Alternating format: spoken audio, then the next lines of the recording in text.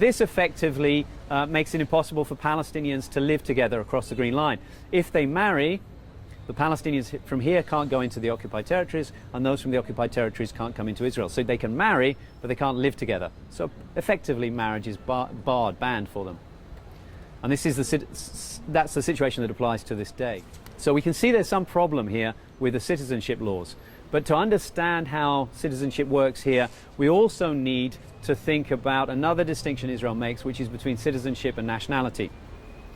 There are more than 130 nationalities recognized in Israel, but there is one nationality Israel refuses to recognize. It's gone to the Supreme Court twice, and the court has backed the government on this, refusing to recognize that nationality. Let me ask you, do you know what that nationality is?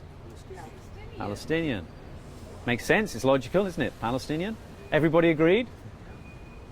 I'm sure Peter knows the answer to this. It's not Palestinian. You should know the answer to this. It's not Palestinian. Very good, it's Israeli. Israel refuses to recognize the nationality of Israeli. Why would it do that? Because it includes everyone. Exactly, yeah. Because then it would be a state of the Israelis, and that's not what it is. It doesn't even claim to be that. It claims to be a Jewish state, a state for the Jews.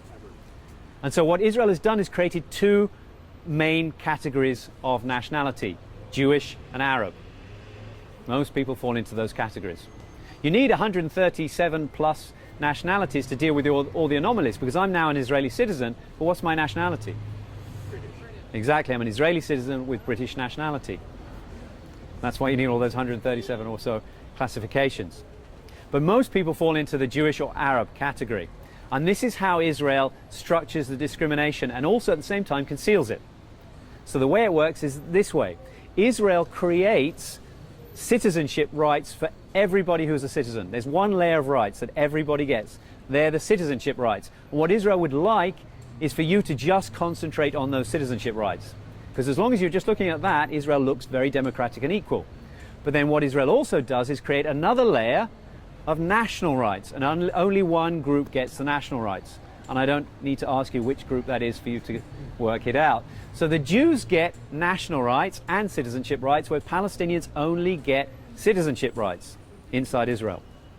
And if there's a conflict between the citizenship rights and the national rights, the Jewish national rights trump the individual citizenship rights. Now that all sounds a bit abstract, but we've already dealt with one of these matters in the talk so far. If we think about it, think about that citizenship law and that law of return, because this illustrates it very well.